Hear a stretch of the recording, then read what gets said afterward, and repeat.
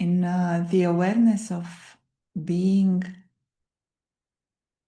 an invisible point of light, we can connect to our truth. And in truth, I can see clearly the original nature of the soul. I can experience it and share it with others. Today's discussion is on our ability to see the truth. And this ability stays with intellect, the faculty of the soul to reason, to discern, to judge, to act. And in many traditions, it is called the third eye. It is represented as an eye here in the middle of the forehead between the two eyes. What are the functionalities of this multi-purpose faculty of the soul, the intellect? It can not only decide and discern about the present, but the divine intellect can see the past, can understand the future, can act, taking into account what will happen in the future. This beautiful instrument, the divine intellect, can also see beyond the physical reality, can see the incorporeal home of souls, can understand the region of angels and relate to angels, can also see and understand the speciality of souls. So the multi-purpose instrument that each one of us has can be used not only for ordinary tasks, but to transcend our limitations, the limitations of the body. The body cannot travel beyond this physical world, but the divine intellect can.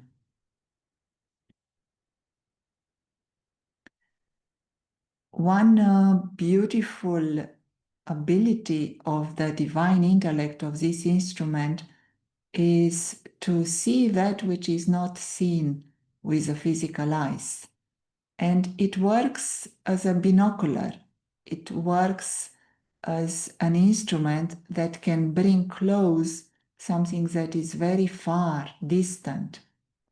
And for most of us, our home may be invisible, incognito, hidden. Some may not know that they have a home of the soul, or they may not want to know. However, that home is here, available to rest and to get comfort and to meet your parent and your family. All you have to do is to use the right instrument. And the right instrument is the divine intellect, the third eye, this instrument that works as a binocular. And that can bring the feeling that, where is my home? My home is so far. I don't know about it. I don't understand it. It's not clear to me. That will dissipate in a second when you use the intellect, the divine intellect. You will immediately feel, oh, I am at home. I can find my home. I can experience it. I can be in it. And I can experience the company of the Supreme Parent in my home. Would you like to share?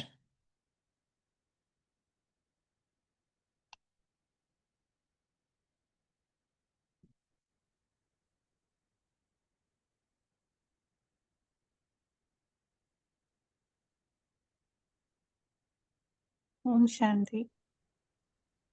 The way you explain it so beautifully that if we have this divine eye to see as well as intellect to understand, The main thing you realize is like you hold that truth all the time.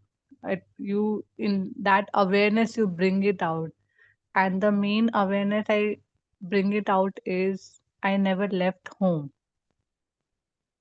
I was always there. That eternal truth bring out everything in that second. That home awareness and that whole divinity and the whole thing of seeing invisible. Like at this moment, this whole physical world, this whole body's vibration going on, the thoughts going on, it in a second bring all the awareness in totality. I just don't need to focus on one thing at a point. Awareness, this awareness is that vast level, so that intellect bring it out together. Yeah. Thank you. Anyone else wants to share?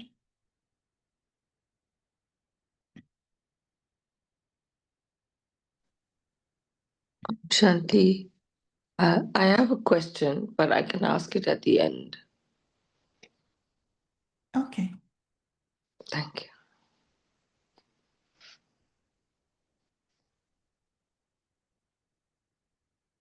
The other ability of the intellect is to see the past, the present, and the future.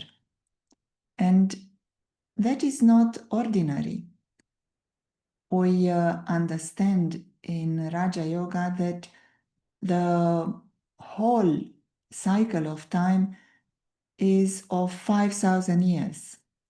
And with a divine intellect, you experience 5,000 years as being yesterday.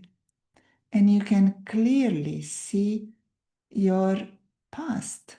You can understand it. You can experience it. You can also see your future form, because in this model, everything is cyclic. So whatever I have been, I will be that again. This seeing doesn't mean you have to imagine I'm going to be someone like this or like that, I'm going to wear that kind of clothes, or 5,000 years ago, how was I looking? What kind of house did I have? What kind of friends? It is more about the consciousness of your qualities. To say that the divine intellect is working to restore your form of being peaceful and pure and blissful and loveful means more to be aware that you are a soul, and that soul is naturally in the awareness of being a completely non-violent being of light. So you experience your nature, which is a nature of total peace, a nature of being eternal, being imperishable. You understand you are separate from this story that is revolving around you. And when all of that are happening based on your experience, based on your practice, then you will naturally feel that, yeah, I can agree that my past was great and my future is great. And I can experience a peace that pulls me towards my future. I can experience a future of complete happiness that pulls me, draws me. So the main word here related to the divine intellect is experience. You are able to experience who you are, and based on that, you can emerge a new personality. So when we see, are you able to see yourself in the future? It is more a question, are you able to emerge your personality of complete peace, completely loving, not loving only to some, but really experiencing love for everyone. And that can start now with a few moments, but a few moments now, a few moments later, your personality of love will be victorious. You will only experience it.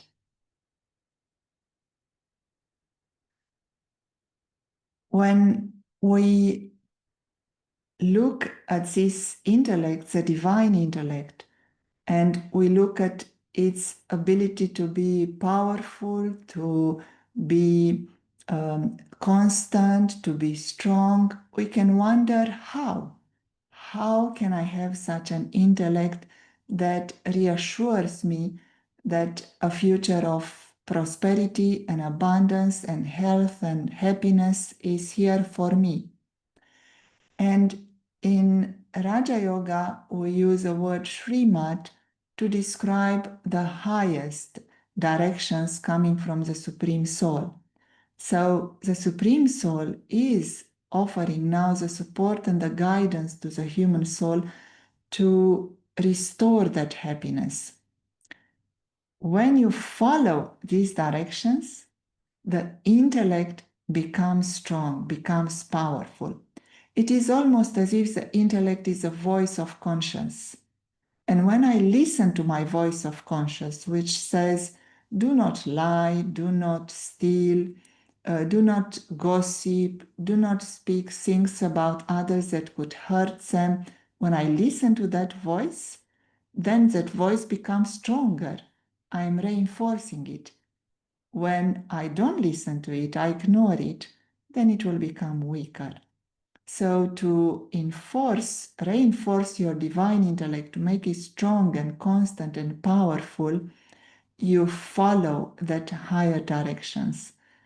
And then in a natural way, you don't have to see necessarily here an image is shown of a perfect society, perfect human world with nature in abundance and bodies that are healthy. But I don't have to see it as having a vision. I start to have the confidence that I'm worthy of such a future world. And I can bring it here. I can create it through my thoughts, through my vision, through my attitude. Would you like to share? What do you think?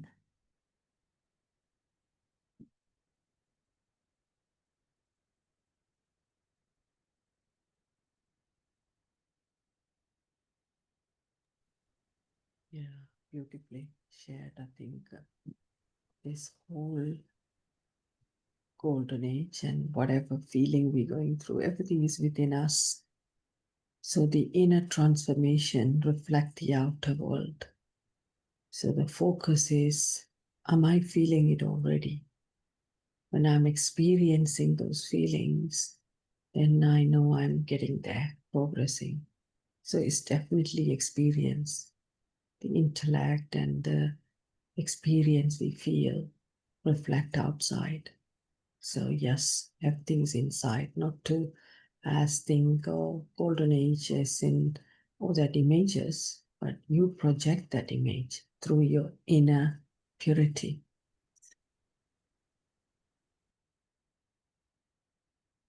Thank you. Anyone else would like to share?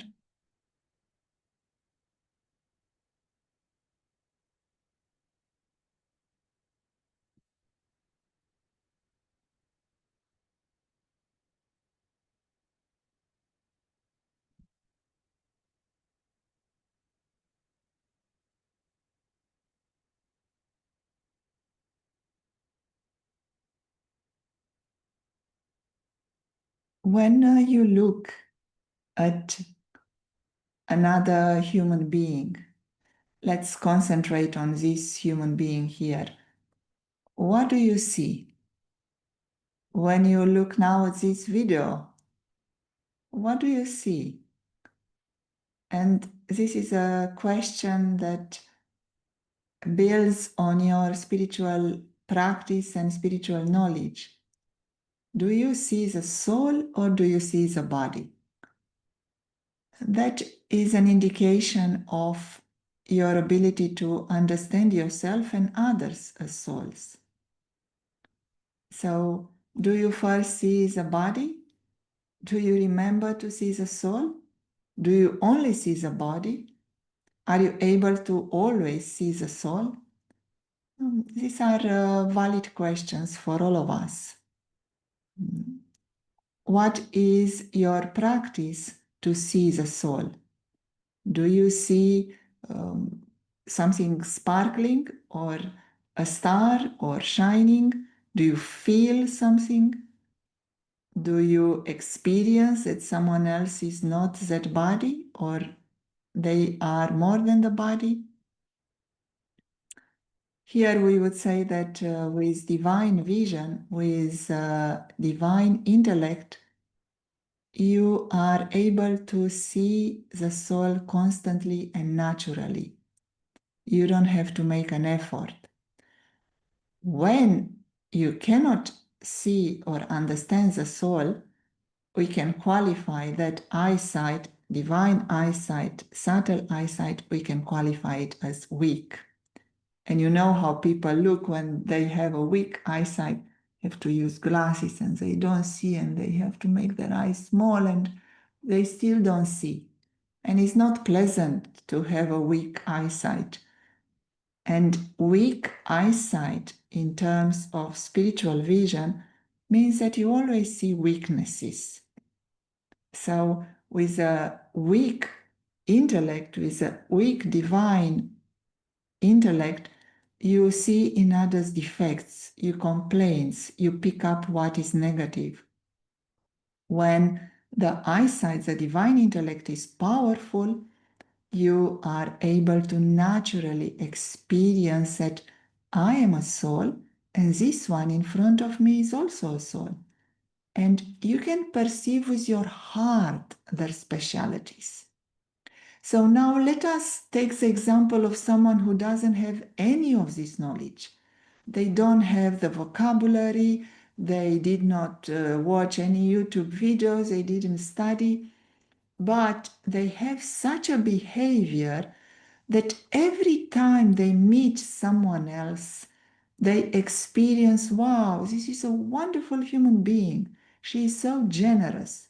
She is so altruistic. She is always compassionate. This is how they feel. This is what comes into their mind, their intellect, naturally. They don't know about soul. They don't know about divine intellect. But they are the embodiment of the divine vision. They find it natural to relate to others as brothers. Anyone who can relate to another human being as a brother with feelings of brotherhood, with feelings of support, of love, of acceptance and tolerance and trust, anyone who does it in a natural way, they are the embodiment of the third eye functioning well. They are the embodiment of the divine eyesight. Despite of not having any of this knowledge, they always experience, I cannot be upset with this human being. They are my brother. They are my friend. I cannot complain about them or feeling that they are not good or defame them. They feel, no, they will make it. They will be able to have victory over their weaknesses. I trust them. I see their speciality in the midst of 100 defects. Everyone else sees defects, but they see the speciality. That means their divine eyesight is working very well. So let's hear from you. The question is, how do you practice? How do you know that your divine eyesight is working well? What is your practice? What is your day-to-day usage of this amazing instrument?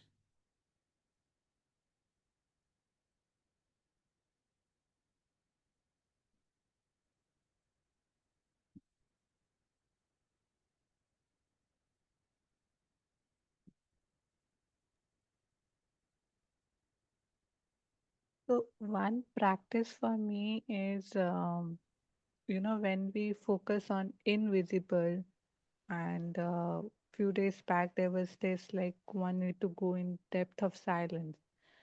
Then I deeply realize with this divine intellect and divine eye that silence of Yana sister and silence of Swati sister, there is no difference. The silence is where everyone are one. You can't differentiate anyone's silence. So in that aspect, you are able to connect deeply and see everyone with that divine eye, that everyone are one. Thank you. Anyone else would like to share?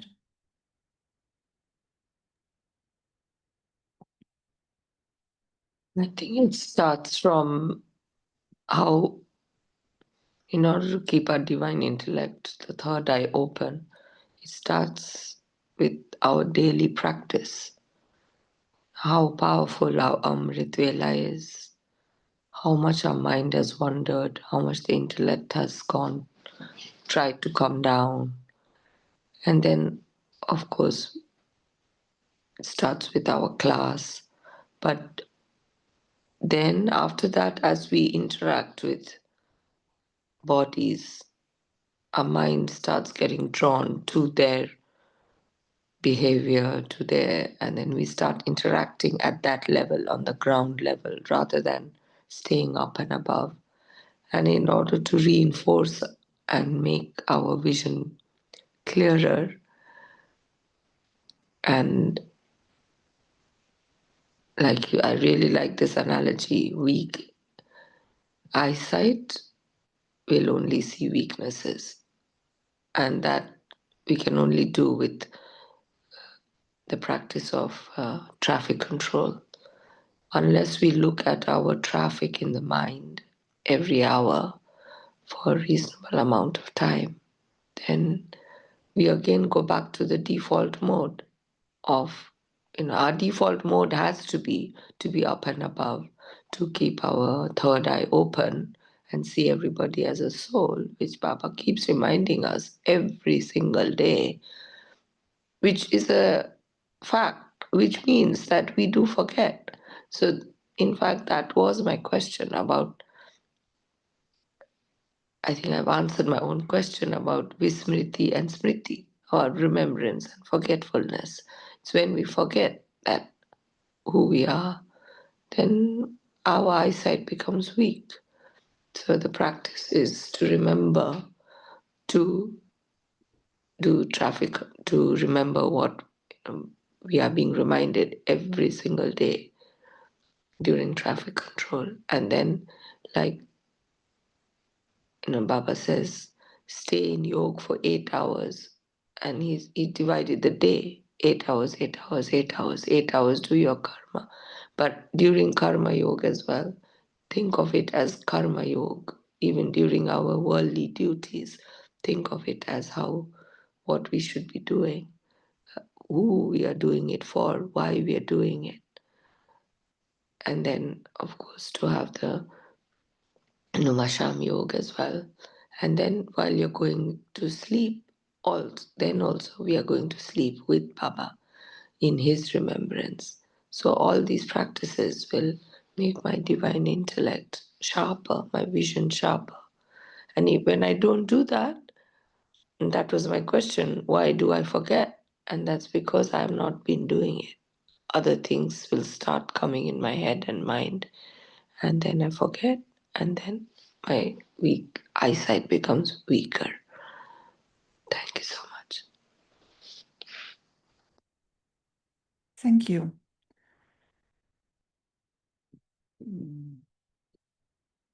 The divine intellect works as a binocular. The divine intellect can work as glasses that can magnify and can show us where there is a weakness that I can remove and where there are specialities that I can increase. The divine intellect also can work as a TV. And everyone loves TV. Everyone loves to watch a film. Is entertaining. And here, our invitation to all of you. Let us take this as a homework for the next week. Let us watch the TV through the divine intellect, not an external TV, but an internal TV. And this internal TV can show us the past, which will be the future, of a great world, a beautiful world, a world in harmony, a world which we all remember as heaven. And each one can search within that heaven, not outside, but through the divine intellect, through its correct functioning, we are able to experience our divine nature. You will be able to find within that qualities which make your life like heaven. When there is no anger, life is heaven. When there is no lust, life is heaven. When there is no greed and attachment and ego, life is heaven. And every moment when you experience in meditation or in your spiritual study, that peace, that natural loveliness, that worthiness of the soul, you will start to trust you. Yes, I am worthy, and I am worthy of a better world, and I am creating that better world. Heaven is definitely going to come because I experience in myself such a personality. I feel good about myself. You are okay. You are good. You are benevolent. You can become a donor with your pure thoughts. And then you feel, oh, yeah, I am from a heaven and I'm going to go to a heaven, and a heaven here on earth with other human beings, a heaven that you can create. So let's have that intention the next week. Don't watch external TV, outer TV, news, YouTube, or films on the phone, but direct that vision towards the inner world and watch your perfection. Start to be aware of your perfect, lovely soul, and become entertained. See how beautiful you are. That will be very entertaining. Any final thoughts from you? Final comments?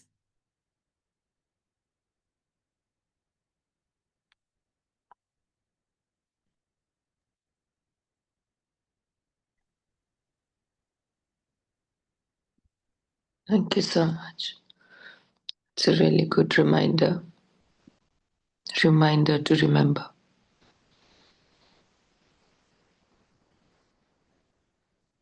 Anyone else? Final thoughts? Thank you. Any other tips you have about how to prevent these leakages and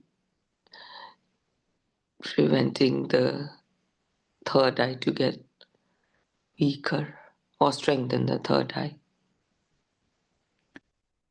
Yes, like you mentioned, study throughout the day, have as often as possible moments of meditation. Make sure that you remove the main weakness. It can be anger, it can be greed. Start with that today. If you still have a little bit of anger, if you still have a little bit of attachment or greed, start from today with one small step to reduce that. As soon as you do that, the intellect will work much better. And finally, get involved as much as possible in serving others. Serving others with a means of the spiritual knowledge. So get in touch with us. Come to a center today, create time to be with others who are studying, make the gathering strong, help with whatever is needed. that will help you tremendously to reduce your own attachments. And then again, remembrance will stay in that intellect. So much. Okay, thank you, everyone. And we'll have a few minutes. Thank you and goodbye.